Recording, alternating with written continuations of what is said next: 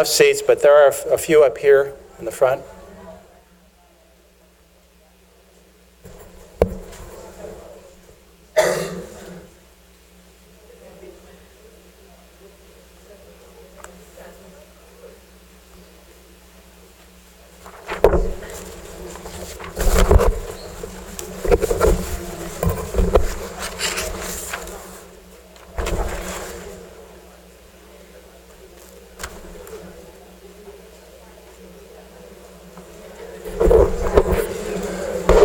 Okay, we'll get started. Good afternoon, everyone. On behalf of the Department of Economics and Finance of the Kenya School of Management and the university's chapter of Omicron Delta Epsilon, welcome to you all. My name is Edward Scahill, member of the Economics Department. The Henry George Seminar Series is supported through a grant from the Robert Schockenbach Foundation, which means I had to learn how to spell that. And also to pronounce it. I'm very good at that now. The 2017 Spring Henry George Seminar features a presentation by Professor Robert N. Stavins, Ph.D. He is the Albert Pratt Professor of Business and Government at Harvard University's John F. Kennedy School of Government. The title of this presentation, as you can see, very appropriate for this Earth Day week, is Climate Change in the Age of Trump, an Economic Perspective. Dr. Stavins is one of the premier environmental economists in the world today. His research in environmental economics is wide-ranging and includes analysis of market-based policy instruments, environmental benefit valuation, the competitiveness effects of regulation, depletion of forested wetlands, and the costs of carbon sequestration. His research has been published in scholarly journals such as Science, Nature, the American Economic Review, the Journal of Economic Perspectives, Ecology Law Quarterly, and the Journal of Regulatory Economics, and the Journal of Risk and Uncertainty, among others. He is the co-editor of Post-Kyoto International Climate Policy and Environmental Protection and the Social Responsibility of Firms, the editor of The Political Economy of Environmental Regulation, and the author of Environmental Economics and Public Policy Selected Papers of Robert N. Stavins, 1988 to 1999. He is also the editor of an outstanding volume of selected readings, and I have it here, The Economics of the Environment, which I have used in my teaching of the course in the economics of environmental issues. Dr. Stavins has been a consultant to several presidential administrations and members of Congress, the National Academy of Sciences, the World Bank, the United Nations, and numerous private foundations and firms. Dr. Stavins also serves as director of Harvard's Environmental Economics Program, director of graduate studies for the doctoral program in public policy, and the doctoral program in political economy and government, and finally, he's the director of the Harvard Project on Climate Agreements. Following Dr. Stavins' presentation, there'll be a brief question and answer period. And now it's my great pleasure to introduce Robert N. Stavins, and he'll speak again on climate change in the age of Trump and economic perspective.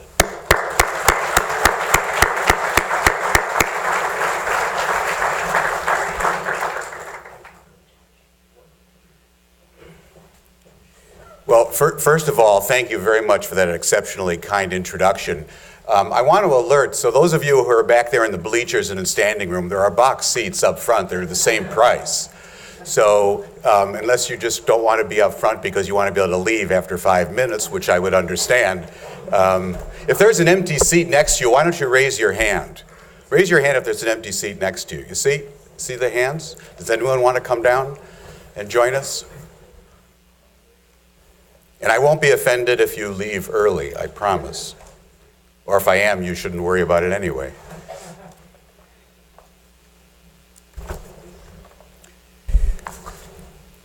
So my topic is indeed, as was just stated, climate change policy in the age of Trump and economic perspective. So some of you might be wondering at the outset, what can an economist possibly have to say about climate change? So to explain that, I want to begin with a story. that I was at Boston Logan's Airport not long ago, and I got on my plane and sat down in my seat. And I immediately got out my iPad, my phone, a book, and a notebook of materials. And then I noticed that the gentleman who was seated next to me wanted to have a conversation. He wanted to talk. Now, maybe some of you have noticed what I've noticed over the years, namely that there are two kinds of people who tend to fly: those who like to have conversations with perfect strangers, and then the rest of us. So I'm very much in that second category, and that was the only reason for the iPad, the papers, the books, and everything else. That was my defense against unsolicited conversation. But he was also very skilled, and he sought to start out the conversation the way Americans often do. He said, what do you do for a living? What business are you in? And I did something foolish. I told the truth. I said, well, I'm an environmental economist. And he looked at me, and I looked at him. And he didn't say anything further. Now here's this gentleman who really wants to talk, but he doesn't follow up with another question, a comment, an observation, nothing. And surely I wasn't going to, because I didn't want to talk with him in the first place. So this went on for what I would consider to be an interminably long time, and then it dawned upon me of why this fellow who so much wanted to talk wasn't saying anything further. And I realized that he had concluded that he had just met a living, breathing oxymoron, an internal contradiction. After all, it's either the economy or the environment. It's either the study of environmental science or the study of economics. So what could this phrase of an environmental economist even mean? So my initial objective is to argue that environmental economics is not oxymoronic.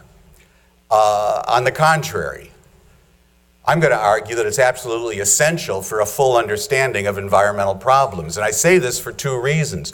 One is that the causes of environmental problems in a market economy, such as we have in the United States and exists now around the world except for a handful of countries, the causes of environmental problems in a market economy are essentially the market.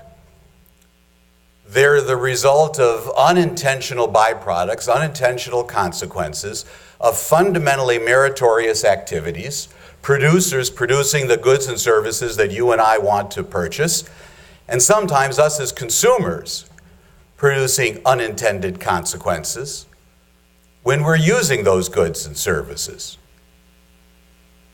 And those unintended consequences are outside of the decision-making structure of the firms in a competitive market economy. And they're oftentimes, most of the time, outside of our decision structures when we're deciding what products to use and how to use them. They're external to the decision-making, which is why economists, if you talk with one for even 5 or 10 minutes about environment, you're going to hear them use the word externality, because that's the cause of environmental problems, the fact that they are an externality. They're one form of market failure. There are others.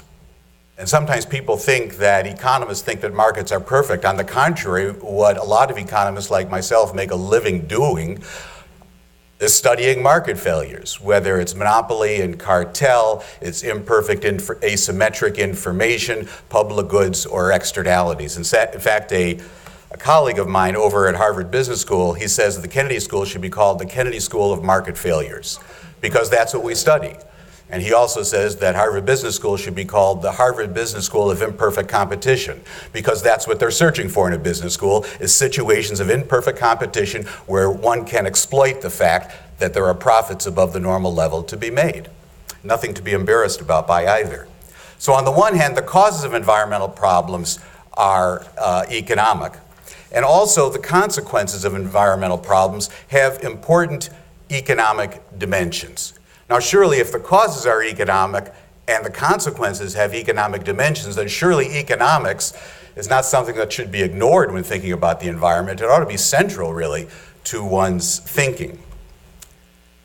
And it is central, and should be central, because a full understanding of environmental problems can lead to something very important, namely solutions, the design of solutions that will be effective. And when I say effective, I mean actually reducing pollution, not simply demonizing some firms or individuals, but actually making a difference in terms of pollution levels. Economically sensible, by which I mean, in the language of economics, cost effective. That is, we're not systematically shooting ourselves in the foot, throwing away resources more than necessary to gain the environmental quality we want. And thirdly, because they are cost effective, more likely to be politically pragmatic. Now, that kind of economic thinking is, in my view, important to examine any environmental problem, but it is particularly important for the formulation of effective, sensible, and politically feasible climate policies. Now, in explaining that assertion, I'm going to have to start with some science, something about environmental economics that makes it different from lots of other fields of economics, is that we always have to build upon the natural sciences. And in this case, there is a very important scientific reality of climate change, and that is the greenhouse gases, carbon dioxide, methane, NOx, CFCs, and the others. These greenhouse gases mix in the atmosphere, not perfectly uniformly, but pretty close to it. And the result is that the location of the emissions has no effect on the impacts. That's completely unlike a problem such as localized air pollution, such as smog or particulates. It's unlike water pollution. It's unlike even acid rain that's transboundary but is not global. So the location of the emissions has no effect on what the ultimate location or intensity of the damages are. In economic terms, and in political science terms, that means that climate change is a global commons problem. And that means something very important. That means that any jurisdiction that takes action, whether it's the city of Scranton, it's the state of Pennsylvania, it's the country of the United States, or even the European Union as a whole, that jurisdiction is going to incur the costs of taking action, and the costs of taking action are essentially whatever is required to move, for example, electricity generation from coal to petroleum to natural gas to nuclear and renewables, greater energy efficiency, a whole set of actions. Those costs will be incurred by the jurisdiction that's taking action, but the direct benefits, that is reduced risk of climate change, those are going to be distributed globally. So if you're paying all the costs, but the benefits are being distributed globally, then think about what that means. That means that for virtually any jurisdiction whatsoever, the direct climate benefits it reaps from its actions are going to be less than the direct costs that it incurs, even though the global benefits of its actions may be greater, may be much greater than the costs of its actions. That presents what economists refer to as really, in this case, a classic Freerider problem. It is not in the interest of individual jurisdictions to take action, and yet it would be in the collective interest of all of us to together take action. That's a huge problem. And that's why, unlike for so many other environmental issues and so many other policy issues in lots of domains, this is one where international, not necessarily global, as you'll see, but international cooperation is absolutely essential. And that is a massive challenge. It's a challenge that we've been meeting in fits and starts, and most recently in December 2015 with the Paris Climate Agreement, which is a landmark climate accord. It represents a dramatic departure from the approach that was used in the previous 20 years of negotiations, going back to the Earth Summit in 1992 and the United Nations Framework Convention on Climate Change. And because of the approach that's taken, it provides at least a foundation for meaningful progress, mainly due to the expanded scope of action, which countries are participating. Under the previous regime, which was known as the Kyoto Protocol, it was signed in 1997 in Kyoto, Japan. Under the Kyoto Protocol, the countries that participated and participate, themselves account for 14%, 14% of global emissions. That's the European Union and New Zealand. Only the industrialized countries had responsibility under it. And of the industrialized countries, the United States did not ratify the agreement, actually I think for sound reasons. Russia dropped out, Japan dropped out, Australia dropped out, and Canada dropped out. So what's left, 14% of global emissions. And it started with less than half of global emissions because of leaving out the countries of the non-industrialized countries, the large emerging economies and the developing world. The new agreement under Paris, the countries that are participating account for 97% of global emissions. 97. That's the difference. That's the increase in scope. Nothing was ever going to be achieved with that old approach because of the narrowness of the scope and because the growth in emissions is not taking place in the industrialized world. Among the OECD countries, essentially the industrialized world, the Organization of Economic Cooperation and Development, emissions in all the countries of greenhouse gases are flat to declining. In some cases because of policy, in some cases simply because of the fact that energy comes at a price.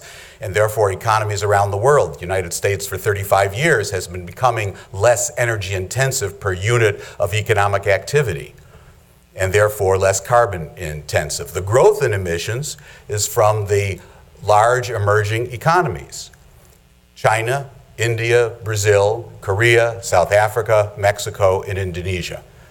It's not to fault them for it. They're experiencing rapid economic growth, which we applaud. Many of the citizens of a country like India are still mired in poverty. So that economic growth is to be applauded, but that's where the growth in emissions nowadays is. Having said that, we should also recognize that damages of climate change are not linked with the emissions because greenhouse gases accumulate in the atmosphere. Carbon dioxide, for example, remains in the atmosphere before precipitating out for about 100 years, for about a century. And so the climate change is caused by the concentration in the upper atmosphere of greenhouse gases, not by the emissions at a moment in time. So it's like a big bathtub. The water's running and there's an extremely slow drain. And it's the depth of the bathtub, it's the stock, that's the cause.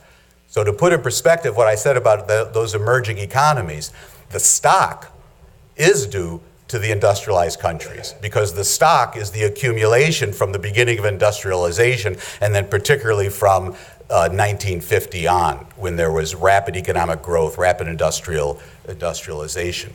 So this new approach that includes 97% of the countries of the world can be, and I say can, I put that in italics, it can be a meaningful step toward reducing the threat of climate change. But whether the agreement is ultimately really successful is something that I don't know, and no one in this room knows, no one in the world knows. And if someone tells you it's a failure, they're operating from some other basis, from ideology or politics. And if someone says it's going to be a great success, then they're likewise operating from an advocacy point of view, because no one knows. Because there are two necessary conditions for success. One is the scope, and that we've got. We've gone from the 14% to actually 97%. But the other key necessary condition is, of course, the amount of ambition by the individual policies from the individual countries. And then, of course, successful implementation as well as compliance that we'll talk about. So with this new structure, there was an opportunity and indeed a need for creative thinking and for analysis, because this is a massive departure from the way things have been done on climate change for, as I said, 25 years previously. And at Harvard, we have taken advantage of that opportunity, as are people in many other parts of the world. And I direct something called the Harvard Project on Climate Agreements, which was mentioned. And our mission, our purpose is to help identify the key design elements of an international climate regime, whether it be an agreement or a looser formation of clubs or whatever, that's scientifically sound, by which I mean achieves meaningful reductions, and you'll see what those are in a moment. that's economically rational, in other words, cost effective, and politically pragmatic. And by that, I've usually meant that both the United States and China, the two largest emitters, together accounting for about 35% of global emissions, that they would participate. Now, although it's called the Harvard Project and it's part of the Harvard Environmental Economics program, it draws upon thinkers from around the world, from academia, from economics, political science, legal scholarship, international relations, also from people in private industry, from NGOs, and certainly from governments. We have 75 research initiatives, not just in the United States, but in Argentina, Australia, China, Europe, India, and Japan as well. And something which is typical of the institution at which my major appointment is, the Harvard Kennedy School, is that we're involved not only in research, but very much in engagement with the real world. Not on a one-way street, not just giving the wisdom to the real world, but learning from them, learning from private industry, learning from governments, learning from NGOs, that informing the research in a circular pattern of feedback. So recently, we began to look at what is necessary to put some meat onto the Paris Climate Agreement. The Paris Climate Agreement is only 13 pages long, and then there's a 19-page appendix or decision, it's called, that goes with it. So now what they have to do is to put the meat on the bones. So we held a workshop at Harvard last July. We brought together what I thought was the dream team. We invited 21, and they all came, I'm happy to say, researchers. And again, not just from the US, but from China, Germany, India, Italy, Norway, United Kingdom, and the US. The top researchers on the structure of an international climate agreements. And then we looked at a whole series of issues of what are the challenges that are faced by the agreement going forward. In a minute, I'm going to pick up on one of those, but I'm certainly not going to go through, the 20 or so topics separately. And what we were subsequently engaged in is then taking the results of this, as we always do, to the international climate negotiations. We were at them most recently in Marrakesh. We'll be there in Bonn in November, and now following up with more specific research on some of the topics. And I'm going to tell you about that as well. But first, I want to recognize that with an international agreement, certainly with an international climate agreement, it's national policies that are really, really key. Because the United Nations, or the international body, they don't have a military force of significance. They don't have compliance mechanisms. They don't have taxing authority. There's very little that the UN can do. What the UN can do is sort of coordinate what happens among the highest level of government. And in most parts of the world, everywhere except the European Union, the highest level of effective governance is the nation state, our countries. And in Europe, of course, there's the European Union, which is very important. So national policies are actually very key here. The direct impacts of the Paris Agreement are going to be very minor. What is significant are the individual actions that the parties to the agreement in 187 countries actually take. That's what is really going to matter most. Now, the approaches that they're going to take and are taking vary tremendously. So the climate policy instruments are, in my language, highly heterogeneous. There are major carbon dioxide cap and trade regimes that are in place, such as in Europe and Korea. There are others that have been announced, such as in China. There are carbon and related energy taxes, principally in Northern Europe. And then there are many other jurisdictions that won't use carbon pricing at all, but will use performance standards or technology standards. Those other approaches will be less cost effective than a carbon pricing regime. They'll send out muted, or worse yet, distorted price signals, but they'll still, in some cases, put a shadow price on carbon emissions. Now, I'm going to focus in for a moment on carbon pricing because carbon pricing is the approach that not just economists nowadays, but if you're talking about climate change with policy wonks from any discipline, or you're talking with people in government or business or NGOs, they recognize that carbon pricing is going to be absolutely necessary. As I'll show you, it's not going to be sufficient, but will be absolutely necessary. And the reason I say this is, first of all, feasibility. So we're not talking about 2,500 sources like we were in the 1990 Clean Air Act amendments regulating sulfur dioxide coming from coal-fired power plants. We're not just talking about 2,500 sources. We're talking about every electricity generator, every manufacturing facility, all of industry, all commercial facilities, all residences, all motor vehicles, all backyard barbecues, grills, on and on and on. We're talking about hundreds of millions. In a country like the United States, 500 million to a billion different sources. And to think of regulating those through conventional technology standards or performance standards, it's ludicrous. To even suggest it, you get laughed out of the room, you're not part of the discussion. So there's primary recognition that carbon pricing is the way to go. Because you know what the price system does? It sends signals. That's what a pricing signal does. It sends signals about relative scarcity. In this case, the relative scarcity of a clean atmosphere. So carbon pricing is absolutely essential in the short term for feasibility. Secondly, it'll be the cost-effective approach because a carbon pricing regime has the effect of bringing all sources to control at the same marginal abatement cost. And if they're all at the same marginal cost, then costs will be minimized. And thirdly, for the long term, a massive amount of technological change is going to be required if what the scientists say is going to be necessary in terms of emissions reductions is correct. And that amount of technological change is only going to be brought about by price signals, not by an individual government here or there identifying a specific technology and then somehow bringing it through invention, innovation, and diffusion. It'll be price signals that'll do it. Now, carbon taxes and cap and trade have a lot in common. When I teach about these, I actually teach them as being symmetric instruments because I can design, or you could design a carbon tax to look like any cap and trade mechanism and vice versa. And both can yield what is the economist's dream, which is to yield revenues either through a tax or auctioning the allowances in a cap and trade regime such that that allowance revenue can be used for a revenue neutral policy by using the revenue to cut other taxes, namely distortionary taxes on capital and labor, and thereby lower the overall social cost of the policy.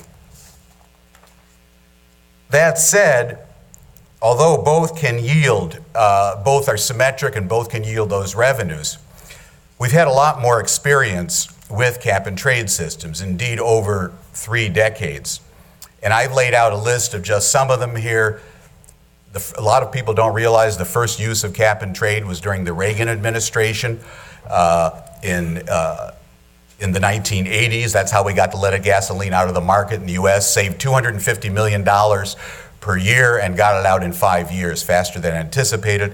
The SO2 allowance trading program that saved about $1 billion per year, a third of the cost in the 1990s and into this century. The European Union Emissions Trading Scheme, and on with a set of others. Now, in mentioning these, you might take notice of something, that the leaded gasoline phase down was the Reagan administration, and the next big use, the SO2 allowance trading system, was the George H.W. Bush administration. So I want to pause to make a point that's very important, particularly to young people, because I think if your memory of government history is about a decade long, and you are perhaps environmentally oriented, then you might think of Republicans as bad guys and Democrats as good guys. And over that 10-year period, I could understand that perception. But it's fairly recently that environment and energy, for that matter, have become highly partisan issues. The voting previously in the Congress was not on a partisan basis. The SO2 allowance trading program in 1990 passed with 93% of Democrats voting for it in the House and 87% of Republicans. It was not a big difference. Rather, they were regional coalitions of opposition and support for regional economic reasons. And so actually the history of environmental regulation is that the 5 major environmental statutes, going back to the Clean Air Act in 1970 and the Organic Act of the Environmental Protection Agency, were all enacted and signed during administrations of Republican presidents and Democratic Congresses. Now, you could also point out that that's also been a very common combination up until recently, where Republican presidents and Democratic Congresses. Because of some of the things I'm going to say when I get to talking about the Trump administration, I also want to point out something else to you. That I spent a lot of time, as I guess was mentioned, working in the White House. And I've probably spent more time literally inside the White House during Republican White Houses than Democratic ones. But I've worked on both sides of the aisle. I've worked with members of the Senate on both sides of the aisle. I am as bipartisan as they get, I think. So I would like to claim. And I take pride in the fact that until October of last year, when students take my 26-course class at Harvard, Environmental Economics and Policy, at the end of the semester, at the last day of the semester, they don't know if I'm a tree-hugging environmentalist or a right-wing industry apologist. And if they do have a sense, then I failed. Because it's not my job to pass on my values as a professor, it's my job to teach them to be able to think, right? I broke from that 25-year tradition with the recent election. And that will probably become clear when I give you my assessment. So this work, which I'm not going to describe, lessons come from this. An article of mine has just come out, so I encourage you to see it. It'll probably be in the next volume of the book that you mentioned kindly. A frequent co-author of mine is Dick Schmalensee, the Dean Emeritus of the MIT Sloan School of Management. And there is an article that's in the current issue if you would like to see that. Instead, I'm going to refer to just two lessons, and they come from the experience in California, the one that's in italics up there, the AB 32 cap and trade system. So AB 32, Assembly Bill 32 in California, is a broad and very ambitious climate policy. In the first phase, it reduces 2020 emissions to the 1990 level. Then for 2030, they're now looking at reducing 40% below that. One element, but only one element of it, is a cap and trade system that covers 85% of the economy, essentially everything except agriculture. As I said, carbon pricing is necessary for the reasons I tried to argue earlier, but it's not sufficient. And the reason that carbon pricing is not sufficient is there are other market failures that get in the way of the transmission of prices. So one that's frequently discussed is a principal agent problem, as we call it in economics, and that is with renter-occupied buildings. So if you're renting an apartment, but this also applies for factories that are rented or anything else, but you're renting an apartment, you're paying the heating bills, let's say. You're not going to go out and get insulation and start to put more insulation into the walls and the ceilings of the apartment. Not to the degree that would make sense in terms of savings in energy costs over time and upfront cost of the insulation. Namely, because you're only going to live there for a while, you're going to move out, you can't pull the insulation out of the wall and sell it on Craigslist, and so you're going to lose it. It's going to get capitalized into the property. Likewise, the landlord doesn't have an incentive to put that insulation in the walls because you're paying the electric or the energy bills. So there's a principal agent problem. And therefore, for that kind of issue, we don't expect that carbon pricing on its own is sufficient. It will be necessary, but it wouldn't be sufficient. And therefore, other policies, it might be building codes, it might be local zoning, would be necessary. The other one that's even more important, I have to mention, and that's very important in economics in general, and exceptionally important in the case of climate change policy, and that's the public good nature of information. So at the distance that all of you are from me, it would be impossible for you to say whether or not this is an iPhone or a device that's called the BlackBerry Storm 2, manufactured by the BlackBerry company, which does still exist in Canada. They both have a touch screen, they're shaped the same, they both have a touch screen, the same kind of icons, they have a set of apps. The similarities are remarkable. The BlackBerry company did not violate patents. There was no patent infringement. There were no patent infringement lawsuits against BlackBerry by Apple. Nor did they buy patent rights. So think what happened. The Apple Corporation put in hundreds of millions of dollars into the basic research and development of the iPhone. They paid all the costs, but they didn't get all the benefits. there's a spillover, there's a positive externality to other firms. And economists have been studying this for 50 years, 60 years, in a wide variety of realms, nothing to do with environment or climate change, but the spillover effect. And that's the argument from economics of why private industry, left to its own devices, just relying upon the market, carries out an insufficient amount of basic R&D because there's this positive externality. And that's the argument why there are things like government-funded research labs. And from a selfish point of view, for the academics in the room, that's the argument for government-funded research and development activities in universities, is because of that. Well, this is extremely important in the case of climate change, because in order to bring about the kinds of reductions that are going to be required, it's not just going to be necessary to diffuse the existing technologies from the market, but to invent and innovate new ones, and there are not sufficient incentives. Now, I mention that just to say that non-pricing policies can be complementary with a climate policy. But some complementary policies conflict rather than complement. And the example I'm going to give you is from the state of California. So they've got their cap and trade mechanism. And then they looked at that and they said, well, wait, some of the people in California, in government and private industry and elsewhere, and advocacy groups, let's get more from the transportation sector.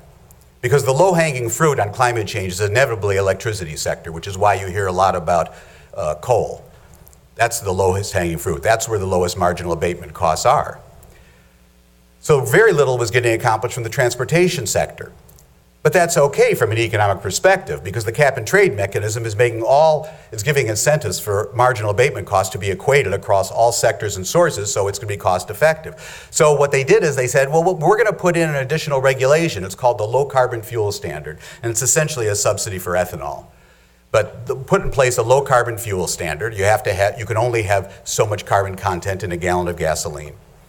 Now that could be only one of two things. Either it could not be binding, so it has no effect, in which case it's irrelevant. It's just a waste of paper to write the regulation. Or it could be binding. But if it's binding, then what happens? Well, in that sector, the transportation sector, this is actually affecting refineries, they'll no longer need as many allowances under the cap and trade system because they're not emitting as much. Well, they're not going to take those allowances and just put them in their drawer or put them on the wall of the boardroom. They're going to sell them. They're worth hundreds of thousands, indeed millions of dollars. So they sell them to another sector. So whatever the amount of additional emissions reductions achieved in the transportation sector are 100% undone in other sectors. That's 100% leakage. So nothing additional in terms of climate has been accomplished. Now you could say, well, it's just a waste of effort then. But now it's no longer the case that all sources, all sectors are at the same marginal cost. They're going to be at a higher marginal cost within the refinery sector. Indeed, the difference is about $135 compared to $11 per ton of CO2, vastly different. If the marginal costs are not the same, then we know that the aggregate costs have been driven up. So we haven't done anything additional, we just relocated emissions, and we've made it more expensive. And thirdly, we've suppressed the allowance price, and that's the signal for your technological change. And that's happening not just in California, it's precisely the same mistake was made in Europe with their cap and trade mechanism. So my point is that some complementary policies are nothing of the kind. They're called complementary, but they're really contradictory or conflicting. The other lesson I want to bring up is also from California.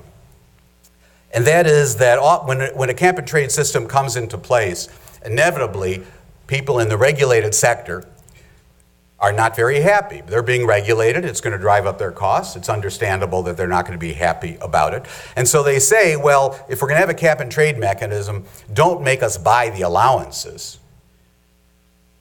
Give us those allowances for free. It turns out, and I'm going to take this off so I can explain it. It turns out that has absolutely no effect on their competitiveness. That's what they're concerned about. Is what they say to the government, the cement company in France, for example, is, God, if you drive up our costs anymore, we can't compete with that cheap cement that's coming in from Algeria, Or in the US, you're going to complain about the fact that can't compete with that Korean steel that's coming in if they don't have a similar policy, right? So give us the allowances for free. But now I want you to think about an analogy. So you have a hardware store, okay? You have a hardware store of a very strange kind. You not only sell hammers, you actually manufacture the hammers you sell. And you're a small operation, so it's sort of costly to make each hammer, but you make a small profit. You can sell the hammers. And then Home Depot or whatever the big store is goes in 4 blocks away. And they're making and selling hammers, and boy, they can do it. Huge economies of scale. They can do it more cheaply. So I come to you from the government, and I say, oh, I'll tell you what, I'm going to help your competitiveness with Home Depot. I'm going to give you the analogy of allowances for free, because allowances are dollars. You can buy and sell them on the market. So these permits, it's just like giving cash. And if I come to the hardware store to you and I give you $1,000 or $100,000, I give you any amount, your competitiveness on hammer production and sales has not changed 1 iota vis-a-vis Home Depot. You still cannot compete with them. You're very happy about the $100,000. You put it in the bank or you go to Aruba or whatever you want to do, but it hasn't changed your competitiveness position. So after they give the allowances for free to the French cement manufacturer, their incentives to locate their next plant in Algeria or to actually relocate their plant to Algeria is completely unchanged. It has absolutely no effect whatsoever. And in the language of economics, that's because that grant, that the money or the permits that are being given are inframarginal, they're not marginal. If instead they're made marginal, then it can affect competitiveness. And they do it right in California, unfortunately not in Europe, and that is by the number of allowances you get is going to be proportional to the quantity of product you produced in the last period. That now becomes a marginal production subsidy. Now, as the economists in the room know, a production subsidy itself introduces its own kind of inefficiency, and here we're subsidizing dirty production. But it addresses competitiveness, an output-based updating allocation, which was what was used in the federal legislation, the Waxman-Markey bill that passed the House and did not get a vote in the Senate.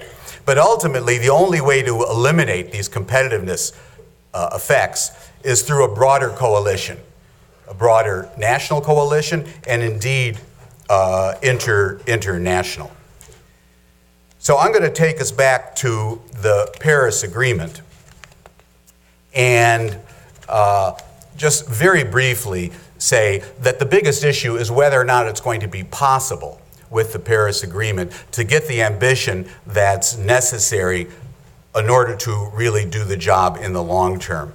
And one of the answers to that is allowing countries to cooperate through what's called linkage, sharing emissions control responsibility.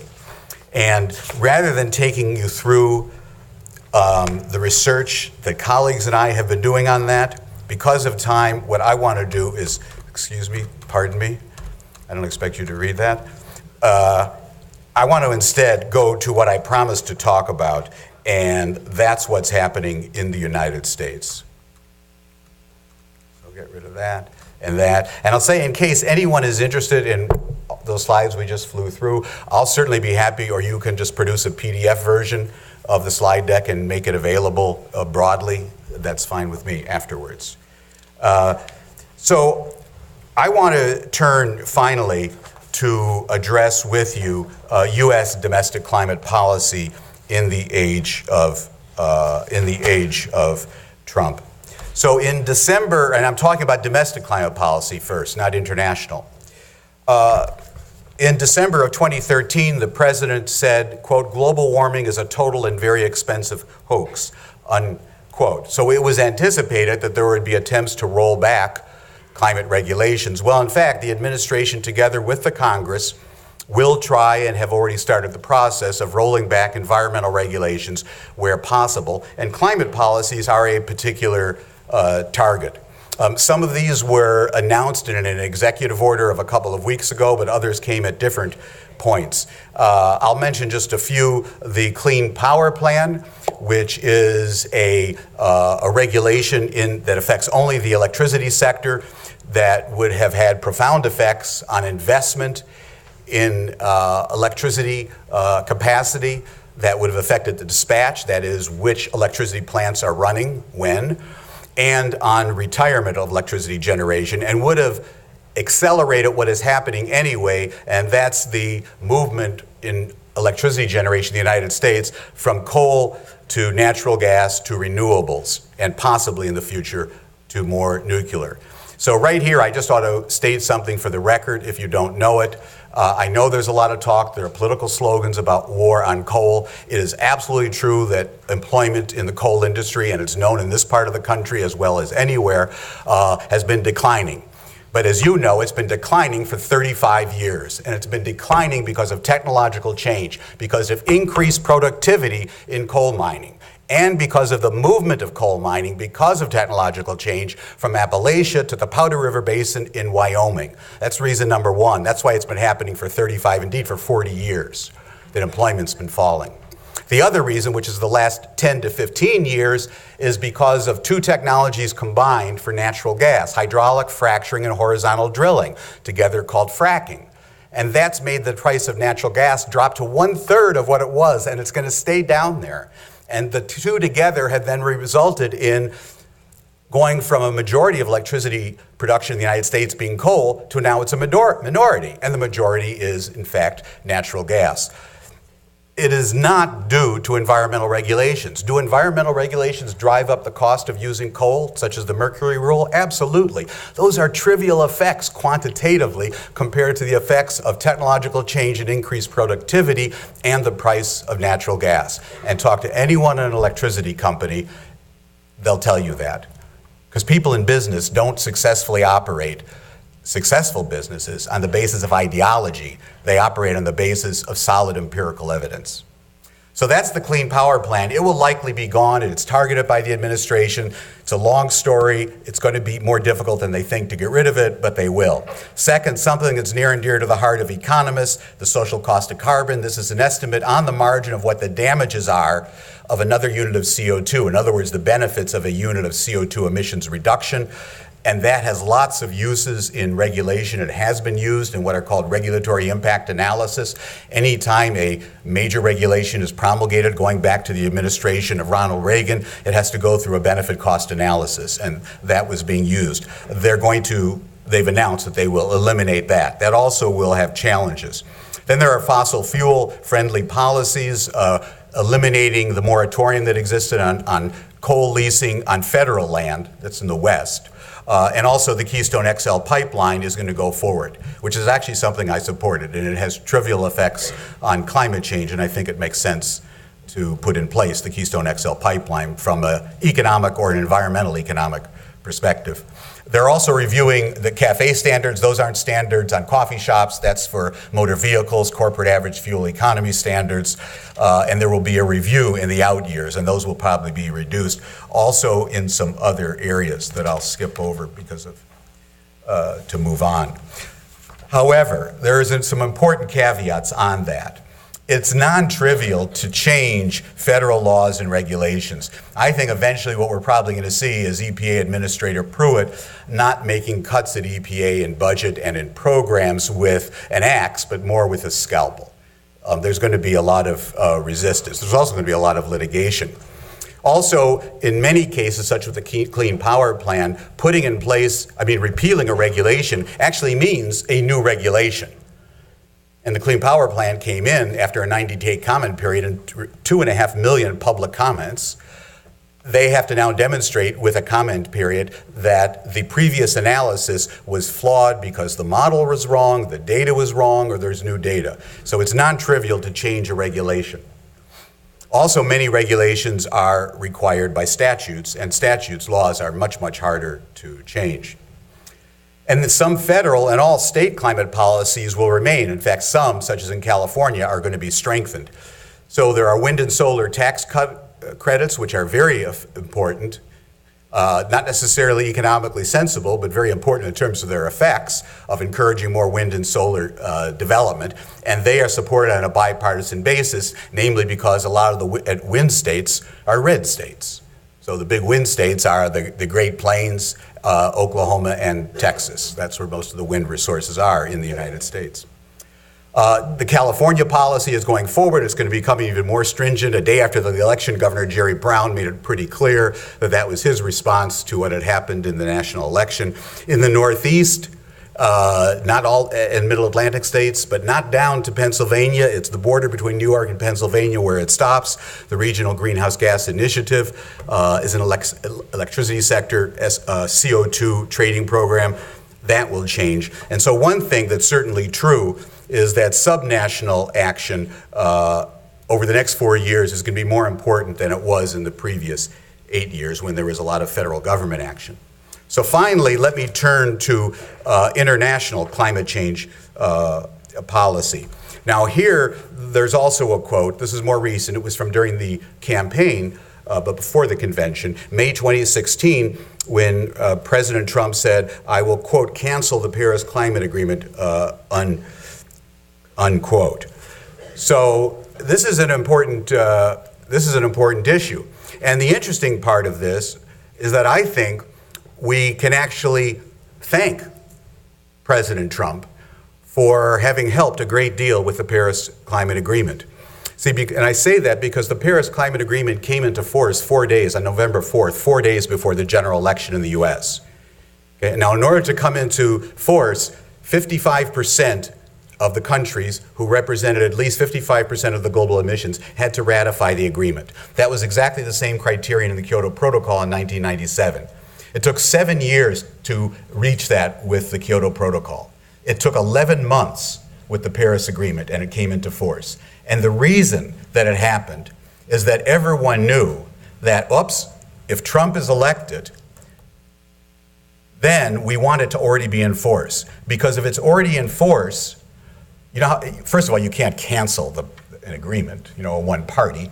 But in order to withdraw from the agreement, you know how long it takes? 4 years. There's a 3-year delay after it comes into force, and there's a 1-year wait period. So and everyone knew that. And so the European Union, which is extremely hard for them to get it all ratified, because it's not just the European Parliament has to ratify, the Parliament of every member state, and China, and the US. But the countries did it because of the fear of Trump. So the fear of Trump actually is what brought the Paris Agreement into force when it was. The U.S. target, however, which is the other part of the consequences of the Trump presidency, is surely not going to be met. That was the pledge that was made by the Obama administration for a 26% reduction by 2025 compared to 2005. So what are the options for the administration now? Well, this is an interesting question because I don't know if it made it into the general news, but yesterday afternoon at the White House, there was supposed to be a meeting. And it was going to be a meeting of the principals. And the president was either going to be there or he would receive the summary of the meeting. And it was to discuss what should the U.S. do, should we pull out of the Paris Climate Agreement or not. That was the topic of the meeting, and it was going to include Secretary of State Tillerson and Administrator Pruitt from EPA and Stephen Bannon, the chief strategist in the White House, other people from the Executive Office of the President, the Secretary of Energy, all of the key people, and then their seconds around the periphery of the room. But at the last second, the meeting was canceled. It was postponed, and there was a reason given why it was postponed. We don't know what the real reason was. So what I'm going to share with you are what are the options whenever they do meet. And the administration has pledged, by the way, that by May, when there's a G7 summit, the administration will announce whether it's staying in the Paris Climate Agreement. So here are the options. One is to withdraw from the Paris Agreement, but I told you there's a 4-year delay from that. There's something they can do that's only a 1-year delay, and that's to withdraw from the overall convention from 1992 that the Paris Agreement is just part of, the United Nations Framework Convention on Climate Change. But that was signed by Republican President George H.W. Bush. It was ratified by the United States Senate on a bipartisan voice vote. So that would be strange. Also, if we pulled out of the UNFCCC, we would be the only country in the world that is not a party to the convention. North Korea is even a party to the convention. We would be the only country in the world. Talk about being a pariah. Talk about putting yourself in the worst possible negotiating position when you're trying to get other countries to cooperate with you on trade, on defense, on international security, on terrorism. not a smart thing to do. The third possibility is to remain in the Paris Agreement, but seek to revise what the actual targets are. To say, okay, those were the Obama targets, ours are not going to be ambitious. And I think that's the most that one, at this point, can possibly hope for. And so I'm hopeful that that's the direction in which they're going to move. But the nature of the discussion is essentially, my image of this is picture the Oval Office, and you set up a boxing ring in the Oval Office. And in one corner of the boxing room is Stephen Bannon, the chief strategist. And in the other corner of the boxing ring is Rex Tillerson, the Secretary of State. I'm not sure I'd want to see either of them if they were just wearing shorts, but nevertheless, they're in the boxing ring. Tillerson is the most important defender of sensible climate change policy, actually, broadly, and certainly of the Paris Agreement. You know, I would have been shocked if someone would have told me 7 months ago that I would stand up here and say that the former CEO of ExxonMobil is one of the best cabinet appointments that have been made, but it's one of two sound cabinet appointments in my humble opinion. And for the reasons I said before, he's a successful CEO of one of the most successful corporations in the world. He doesn't operate on the basis of ideology, but on the basis of empirical evidence. So for Tillerson, climate change is real. When he was at ExxonMobil, he conditionally supported a carbon tax, supports the Paris Agreement very strongly. And I should say that importantly, there are others, by the way, it's not just Tillerson and Bannon, but they're the principals. And very importantly, over, as we know, in the Tillerson corner are Ivanka Trump and her husband, Jared Kushner, who are, of course, becoming increasingly influential, it seems. So that's an open question. If the U.S. were to decide to pull out of the Paris Agreement, or perhaps even if it takes no action but stays in and doesn't do much, the most important effect will not just be the U.S. emissions, although that's significant of itself, but what's the effect of the U.S. position on the Paris Agreement on other countries? And in particular, not on the other industrialized countries, because Europe is going to stay in. They're always out front on this for their own reasons. It's not going to affect them. But the large emerging economies, and China will stay in because China and the U.S. were co-leaders. China is very happy to be the leader on this. They're very happy with the fact that the 20th century was the American century, and they picture increasingly this century being the Chinese century, and they'll be taking leadership. The big question are India and Brazil, where there was very strong internal political opposition to their participating with the intensity that they did. And so the worst possible thing would be that it begins to unravel, and that eventually we go from this 97% scope of participation, something back towards what we had with Kyoto, the European Union, and New Zealand. So that means that it's important for other parties when they're thinking about U.S. action, not just to think about the federal government, but to define the U.S. geographically. That suggests that subnational action is going to be very important. And so an issue that we're working on a lot that I haven't taken time to talk about, that we're working on a lot now in research, is how can subnational policies and achievements be recognized under the Paris Agreement? That could turn out to be one of the most important issues for the months and years ahead. So finally, beyond Paris, to summarize, I think the Paris climate talks were a success, but we're not going to know about the true success of the agreement for decades, probably.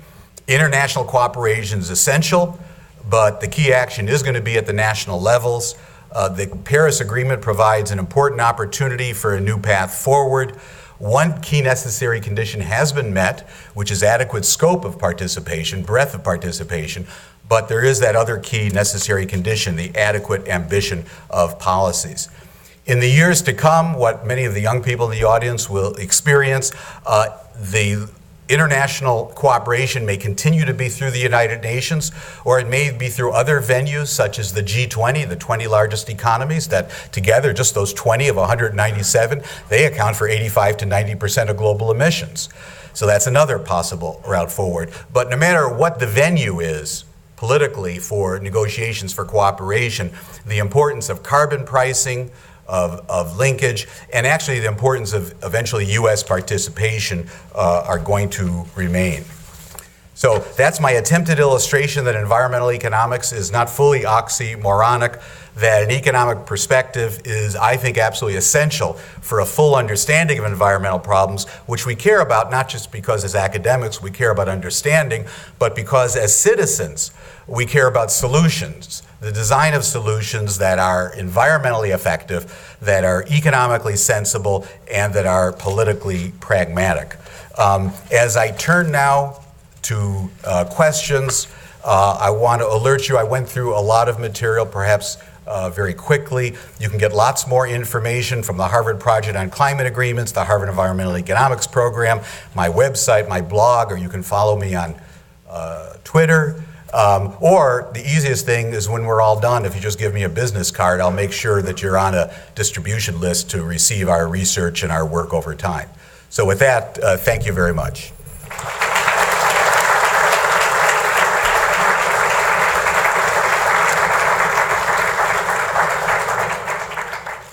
And now we do have time for questions. Now there are microphones. Are there people that are going to carry the microphones?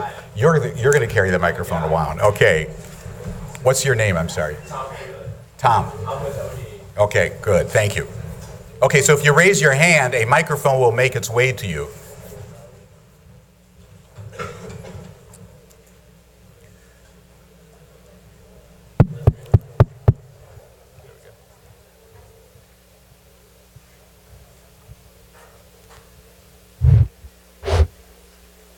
Probably can hear me anyway, yes. Right?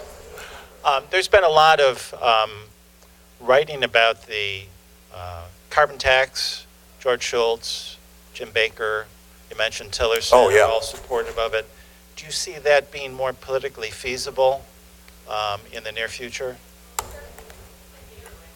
I'll repeat the question. The question is there's been a lot of discussion recently of a carbon tax, including a group of prominent former Republican CEA chairs and Treasury secretaries recently went to the White House to make a proposal for a particular kind of carbon tax. And the question then is that an approach that I think is politically feasible, is likely to be achievable? And if you had asked me,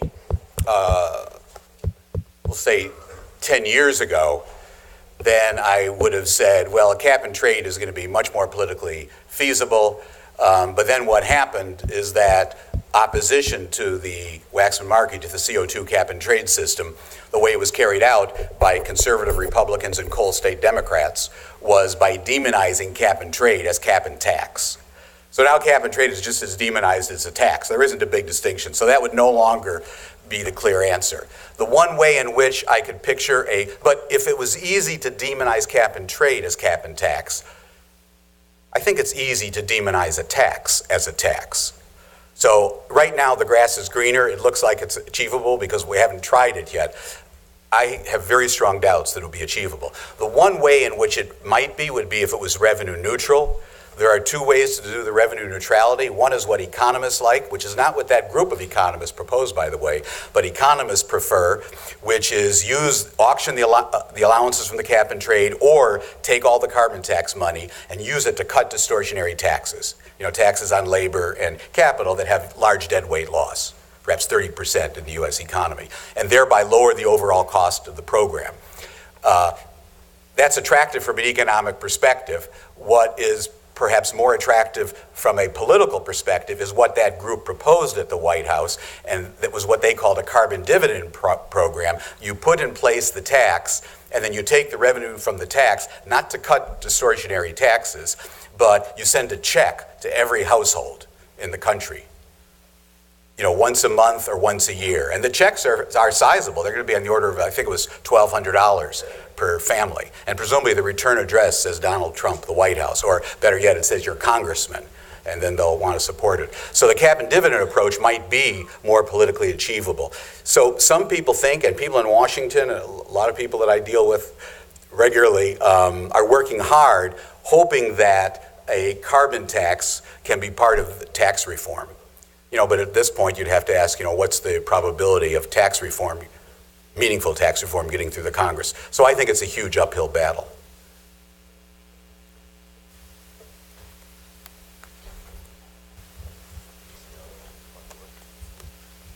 everything you've described,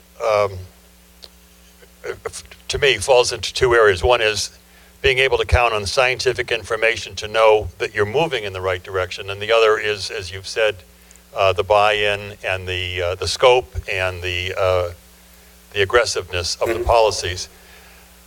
My question is on the scientific information. If we're going to have subnational action that is significant, those subnational groups have to be able to count on scientific information that is respectable. To me, it seems as though there's a subversion going on of scientific information. One example, last week I heard that they're going to try to do away with the Energy Star program. On a subnational level of my family, the Energy Star tells me I can buy this kind of washing machine or I can buy this kind of refrigerator to save. So would you comment on attempts to subvert the scientific basis? And by the way, I think there's a march in many cities this weekend about science. So first of all, I would say I would not get too pessimistic about the Energy Star program. That's from the budget, from the proposed budget, that it was zeroed out. But the reason why I say not to get too pessimistic about that is that proposed budgets have two purposes. One is that they sort of send out signals of hopes from the White House to supporters in the Congress.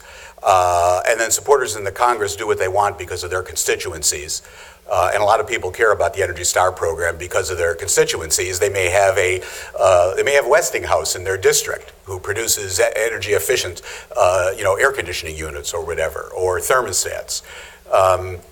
So don't take it too seriously for that reason. The other use of the proposed budgets is just to throw some red meat to the people who voted for me.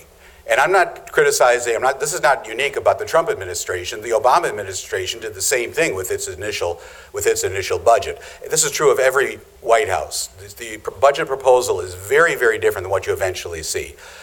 That said, even though I question that part of the premise of your question, I think you're basically right, is that there are a lot of movements which, from the administration, it appears that are going to be very bad for scientific research. The worst ones are going to be the direct support for the energy labs, for example, for the 5 energy labs.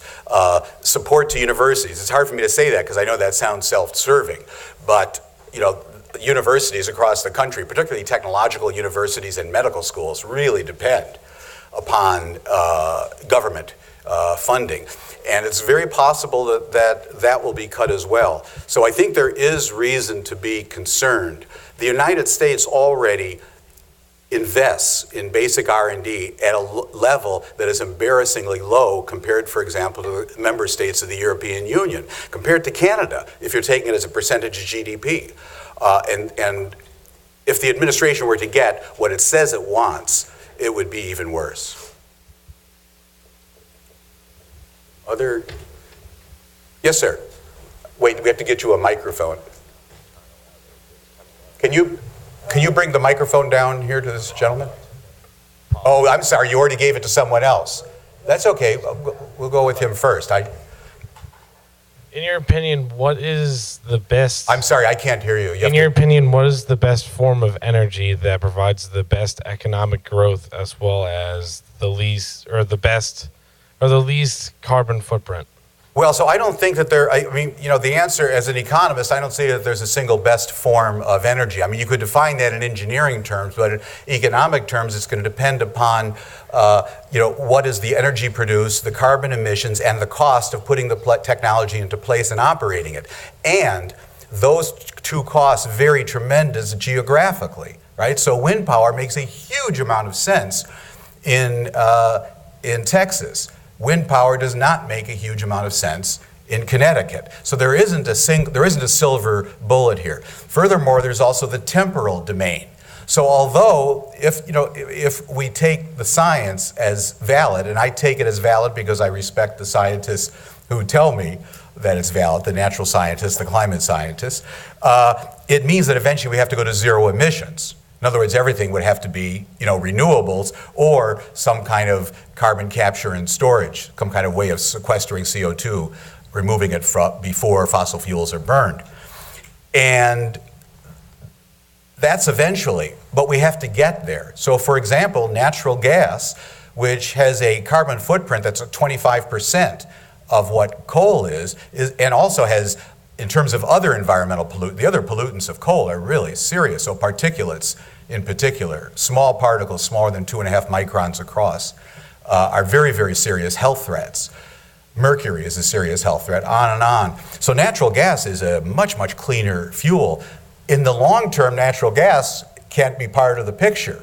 But in the short term and medium terms, it's a very important transition fuel. So my answer to your question is I can't name a particular one. It depends upon where and in what year. Now you had a question. I'm sorry we cut you off before. Yeah, well, although the greenhouse gases are distributed all over the globe, the effects of those gases are not. In other Correct. words, there's certain places are going to suffer, be affected much more by climate change than other Right. places. Is there any hope for a policy that might say tax those places, like say South Florida, for example, more than some other place? I guess you could get into a Freerider problem with that kind of policy, but is that even feasible? So I guess my basic answer is no, because what we really have to think of if you start at quantitatively, but it's going to be most important, is that you're correct that the damages and therefore the benefits of action are not distributed equally across the globe. And to a first order of approximation, it's that the developing countries are hit worst. Because the most climate sensitive sector of any economy, of course, is agriculture. So by definition, the industrialized countries are going to suffer less. It's the developing countries. Furthermore, with sea level rise, Southeast Asia is in a terrible situation. Possibilities of drought in areas like sub-Saharan Africa that are already mired in poverty. It's extremely serious. So if we were looking at it in that way, using your prescription, we would be taxing among the poorest people of the world and the developing countries.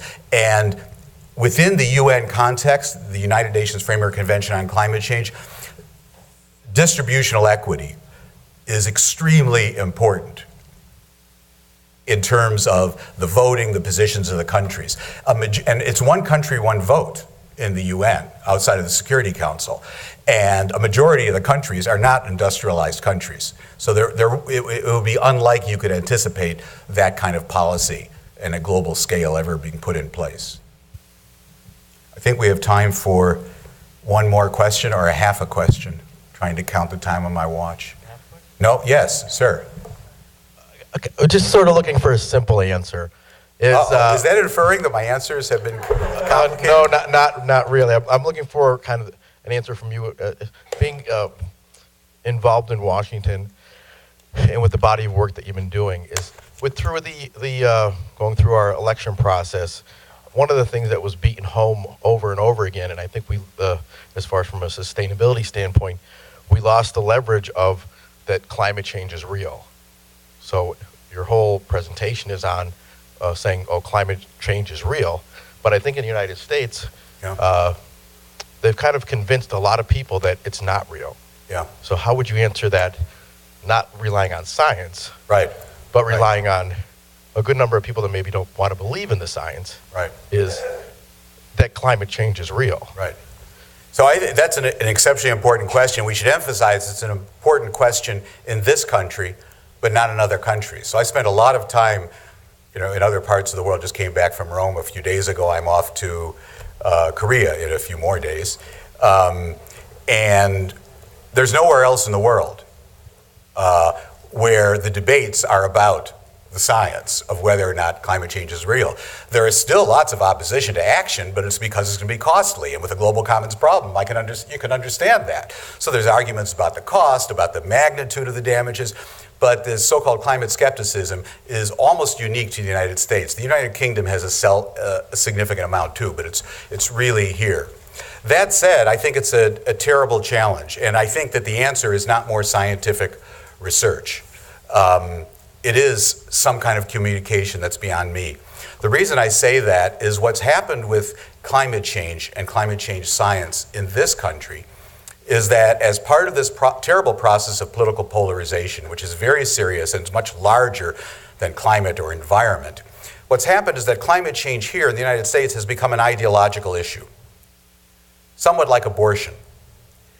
And in my opinion, more information, more knowledge about human reproduction and the process of gestation is not going to move anyone from one side of the abortion issue to the other. I'm referring to people on both sides.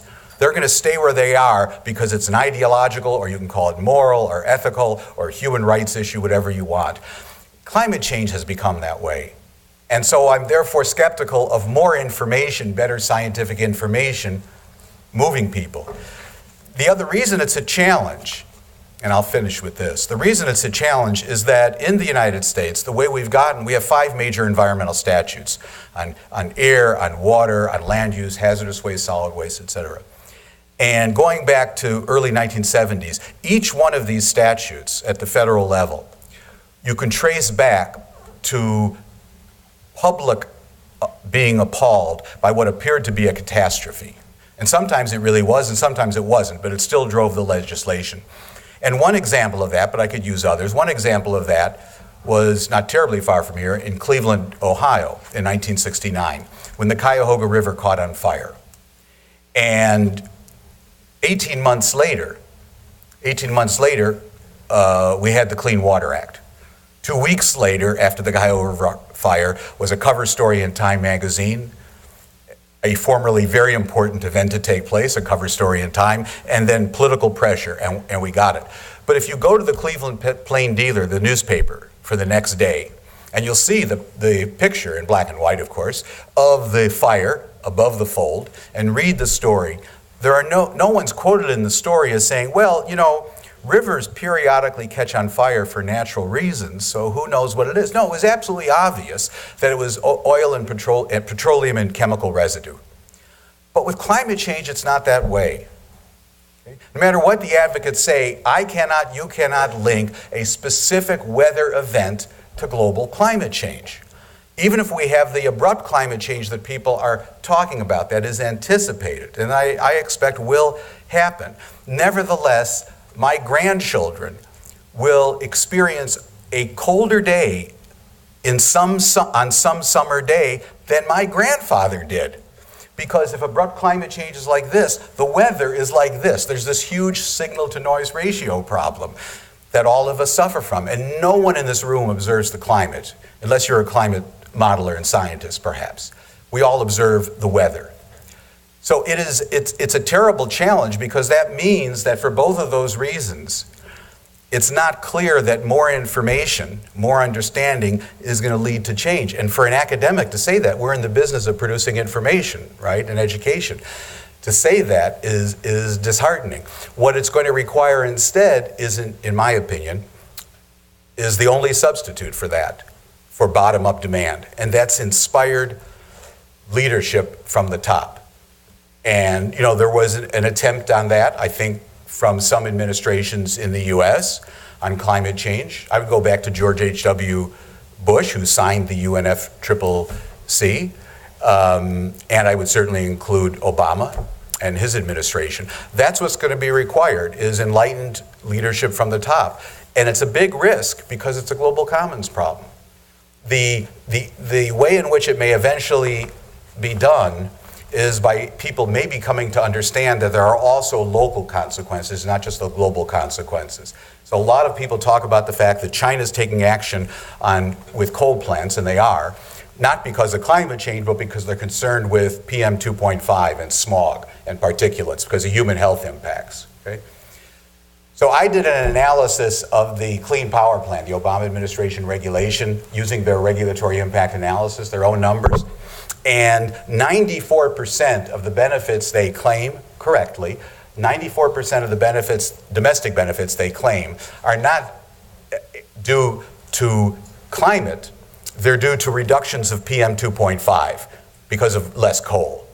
So even in this country, the localized effects of, in that case, phasing out coal to natural gas are extremely important. And if that could be communicated, that could be extremely important, because those are localized effects.